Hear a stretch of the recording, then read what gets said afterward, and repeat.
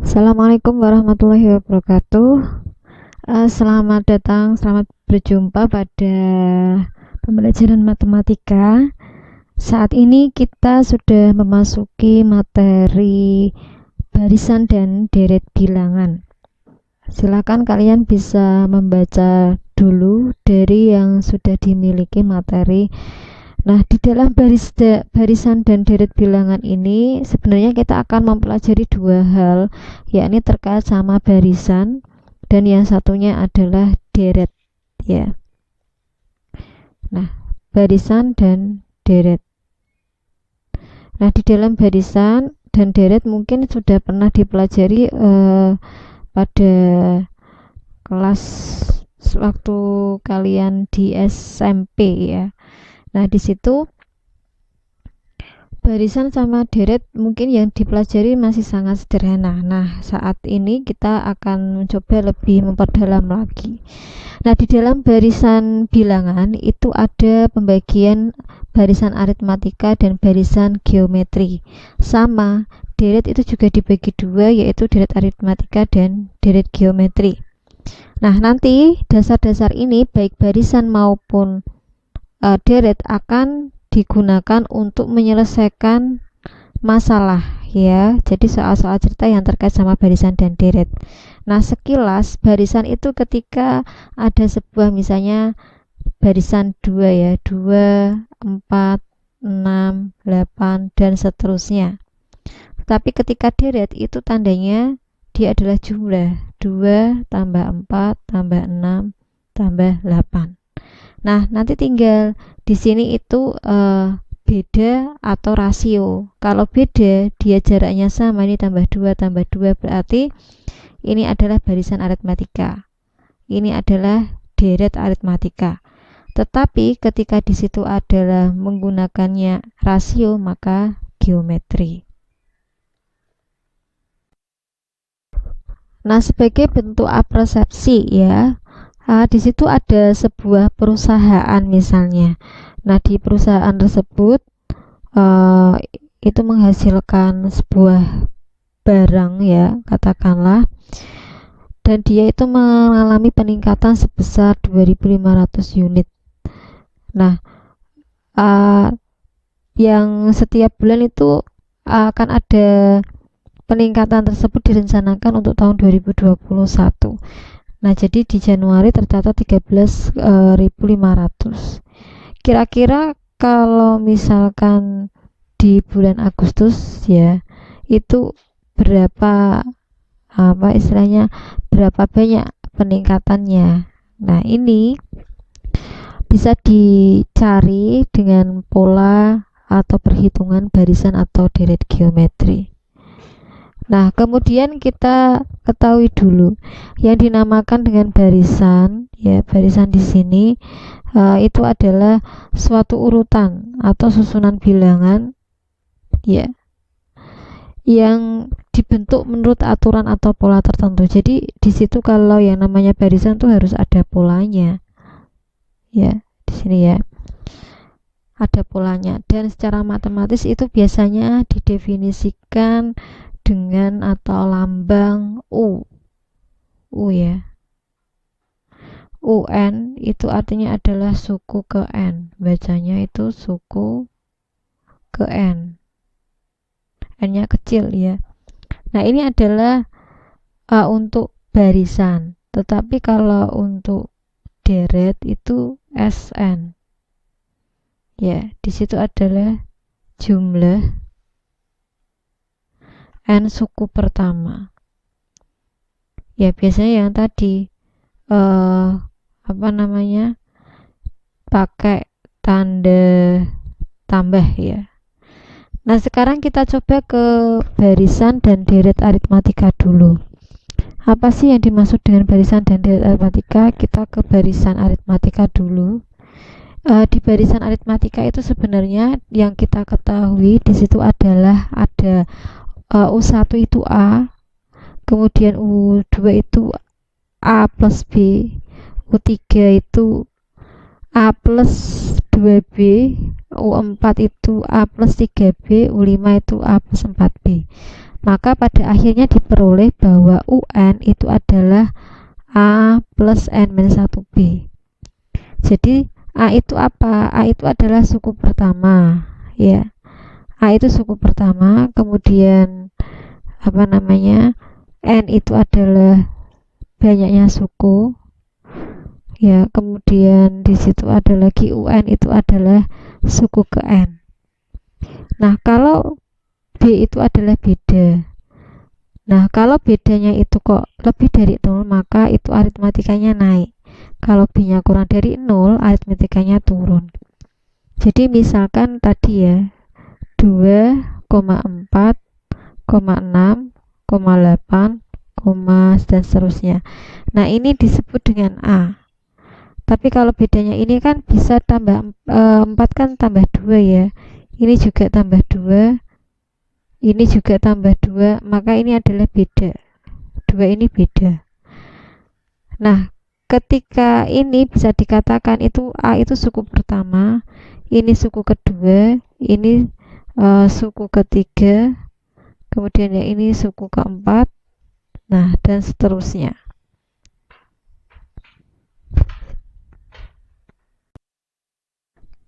Untuk selanjutnya kita coba lihat contoh ya. Contoh di situ diketahui barisan aritmatika U3 ya, itu 11 dan U7 itu 27. Disuruh menanyakan rumus suku ke N dan timbang suku pertama barisan tersebut. Nah, sebenarnya kalau dari sini tadi kan kita sudah tahu rumus umumnya. Kalau U1 itu sama dengan A, kemudian untuk U2 itu A sama dengan B. Nah, dari sini itu bisa kita lihat bahwa apa namanya U3 itu adalah 11 ya. Padahal U3 itu rumusnya adalah A plus 2B ya. Dari mana? Dari rumus A plus N-1B itu. Sini sama dengan 11. Sedangkan U7 itu adalah 27 dan U7 itu karena U7 maka A tambah 6B sama dengan 27. Nah, kita disuruh mencari suku ke N. Berarti kita harus bisa mengetahui A-nya dulu, B-nya dulu itu berapa. Nah, dari sini kita bisa gunakan ini sama ini untuk menjadi eliminasi substitusi ya. A plus 2B itu kan sama dengan 11. A plus 6B itu kan sama dengan 27. Nah, ketika kita kurangkan, di sini negatif 4B itu sama dengan hasilnya ini adalah 16 ya. Nah, 16, negatif 16. Maka B-nya diperoleh 4. Nah, dari B ini bisa dimasukkan ke dalam A, pilih salah satu. A plus 2B itu kan 11. Maka A ditambah 2 kali 4 sama dengan 11. Ketika itu kita peroleh A plus 8 itu sama dengan 11. Maka A itu sama dengan 3. Diperoleh A3, B-nya 4. Maka untuk menjawab UN, pertanyaan pertama berarti A plus N-1B. Berarti bisa juga A-nya 3 tadi diperoleh, N-1, B-nya 4. Nah, dari sini kita cek berarti sama dengan 3 plus 4N min 4 ya, sama dengan berarti 3 dikurangi 4 kan negatif 1 plus 4N, atau rumusnya UN bisa dibalik ya, 4N min 1. Nah, ini adalah untuk menjawab yang nomor yang A ya. Nah, bagaimana kalau pertanyaan kedua? 5 suku pertama. Nah, 5 suku pertama tadi bisa diperolehkan. Berarti suku pertama U1 berapa, U2 berapa, U3 berapa, U4 berapa, U5 berapa. U1 jelas A-nya itu adalah 3, kayak gini bisa ya. Nah, B-nya kan diperoleh di situ 4, berarti tambah 4, 7. Di sini ya, tambah 4, tambah 4, 11, tambah 4, 15, tambah 4, 19. Nah, itu. Jadi bisa diperoleh 5 suku pertamanya itu. Sedangkan barisan aritmatika itu bisa berlaku aturan bahwa ketika ada 3 bilangan A, B, C membentuk sistem aritmatika itu 2B itu bisa dicari dengan A plus C. Kalau 4 bilangan A, B, C, D membuat barisan aritmatika, maka bisa dikatakan AD sama dengan BC. Nah, ini adalah menjadi hal yang penting yang harus diketahui ya. Jadi ada aturan-aturan bisa digunakan ketika mencari hal-hal yang terkait dengan pertanyaan. Misalnya kayak gini, contoh. Ada 3, ini kan berarti A, ini B, ini C ya, 3 buah barisan aritmatika. Nah, kita disuruh mencari X. Nah, kita bisa menggunakan ini bahwa 2B itu sama dengan A plus C. Maka 2B itu berarti 2 kali 3X min 1 ya, sama dengan A-nya 2X plus 2 ditambah C-nya 3X plus 3. Nah, ini coba saya hapus dulu biar jelas. Nah, kemudian dari sini berarti 2 kalikan ini berarti 6x ya, kurangi 2 sama dengan 2x tambah 3x jadi 5x plus 5. Ini bawa ke sana berarti x ya, ini bawa ke sana sama dengan 7. Nah, diperoleh x-nya 7. Oke, sekarang ditanyakan nilai ketiga bilangan tersebut. Nah, kan sudah diperoleh X sama dengan 7. Karena X sama dengan 7, maka bilangan ketiga kan 3X plus 3 ya. Maka sama dengan 3 kali 7 ditambah 3. Berarti 21 tambah 3. Berarti 24. Nah, seperti ini adalah pengerjaan ya untuk hal-hal yang terkait dengan barisan aritmatika. Sekarang bagaimana kalau kita mencari suku tengah barisan aritmatika ya? Untuk barisan aritmatika itu suatu barisan yang diketahui suku tengah pasti dia adalah ganjil ya. Barisannya misalnya di sini adalah U1, kemudian U2, kemudian U3, maka inilah adalah suku tengahnya. Jadi ketika banyaknya suku yang diketahui itu adalah ganjil.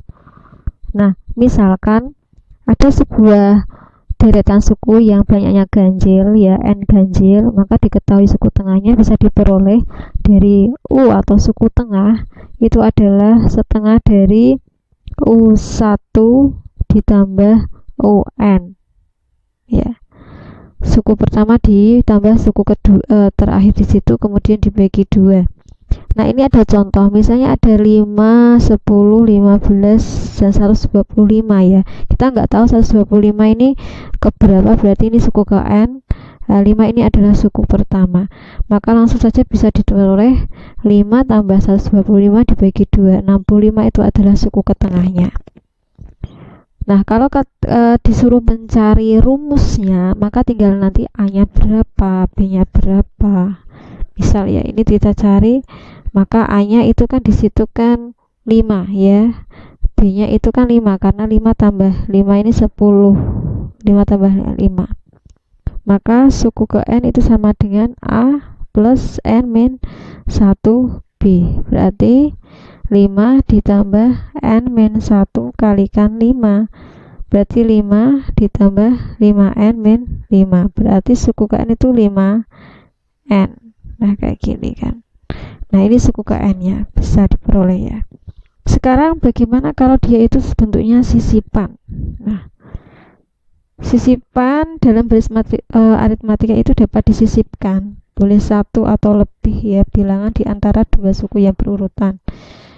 Nah, tapi dia akan membentuk barisan aritmatika yang baru. Maka bedanya pastinya akan berubah. Nah, maka beda tersebut bisa diperoleh, beda yang baru itu dari B dibagi K plus 1. Kita langsung saja ke contoh. Misalnya ada barisan aritmatika 4, 13, 22, 31. Di antara dua suku yang berurutan, ya ini tidak tahu di antara suku yang mana ya, itu disisipkan dua bilangan. Ditanyakan adalah rumus suku N yang baru, karena dia akan membentuk barisan yang baru. Maka kita bisa cari dulu bedanya dulu ya. Bedanya itu adalah beda yang lama dibagi K plus 1. Beda yang lama bisa dicari, 4 sampai 13 itu kan ditambah 9 ya. Kemudian ini juga ditambah 9. Berarti ini 9 dibagi K-nya itu 2 tambah 1. Berarti 9 bagi 3 isinya adalah 3. Maka beda yang barunya itu 3. Ketika sudah dapat beda yang barunya, kalau disuku rumus suku ke N, tinggal UN sama dengan A plus N min 1 kalikan B. A-nya berapa? A-nya di situ 4 ditambah N min 1 kalikan B-nya berapa? 3.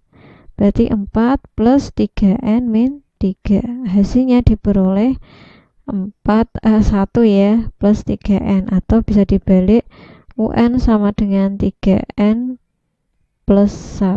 Nah, ini menjadi rumus aritmatika yang baru.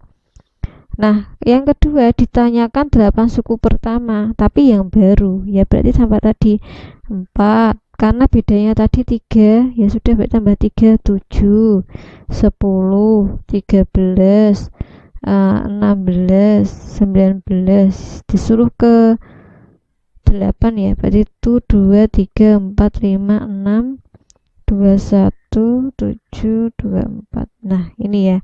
Maka diperoleh suku yang ke 8 itu adalah, atau 8 suku yang pertama, berarti ini ditulis semua 4, kayak gitu. 8 suku pertama pada barisan, berarti ditanya barisannya. Berarti ini semua. Nah, itu terkait dengan sisipan. Untuk 8 suku pertama barisan tadi ya, itu 4, 7 ada ralat ya. Jadi 4, 7, 10. Tinggal ini dia ditambahkan 3. Kemudian akhirnya sampai 20, 19 tambah 3 ini 22, 25. Nah, ini. Selanjutnya adalah deret aritmatika. Nah, deret aritmatika kalian bisa simak di situ bagaimana proses untuk memperoleh rumus deret, yakni Sn sama dengan setengah N kalikan 2A ditambah N min 1 kalikan B. Nah, kita coba saja di situ ada contoh ya. Misalnya disuruh mencari 20 suku pertama dari 4 tambah 9 dan seterusnya. Kalau kalian manual ini ditambahkan aja, berarti 24, kemudian tambah 29 dan seterusnya sampai ada 20 suku. Tapi karena terlalu lama, maka kalian bisa pakai rumus ya. Kalau A diperoleh itu 4, kemudian bedanya itu jaraknya ya, jaraknya di situ jarak ini ke sini ya, jaraknya ada 5 ya, 5, kemudian A-nya itu 4. Nah, jadi bisa diperoleh, disuruh mencari 20, berarti suku ke 20, jumlah suku atau deret setengah kali 20 ditambah 2 kali 4 ditambah N-nya kan 20 ya, kemudian B-nya itu tadi 5. Maka diperoleh berarti ini 10 kali 8 ditambah 19 kalikan 5 ya kan. Nah, bisa diperoleh 19 kali 5 itu 95 ya, 95 ditambah 8 jadi 103, kemudian 103 dikalikan 10 menjadi 1030. Nah, seperti itu bisa. Atau yang kedua, kalau ada soal bahwa jumlah sukunya itu diketahui, berarti S6-nya itu diketahui 63. Kemudian A-nya juga diketahui 3, disuruh mencari B. Maka kita tinggal menggunakan rumus tersebut ya. Kalau S6 itu diperoleh dari setengah kali 6 dikalikan 2 kali A-nya 3 ditambah 6 itu berarti dikurangi 1, 5 kalikan B. Nah, berarti ini 3, 5 ditambah 5B. Nah, ini bisa diperoleh, sini adalah 15 ditambah 2 kali 6, 5, maaf. 18 ditambah 15B. Di sini adalah 63. Maka diperoleh bahwa 45 itu adalah 15B. Maka diperoleh B-nya itu 3. Nah, terjawab ya. Sedangkan yang kedua rumus suku ke N. Nah, jika dimasukkan berarti UN sama dengan A-nya adalah 3 tambah N dan 1 kalikan B. B-nya diganti 3. Oke. Nah, kalau sudah peroleh 3, maka 3 berarti tambah 3N kurangi 3. Maka diperoleh bahwa kalau UN itu adalah, ini kan habis ya, rumusnya adalah 3N.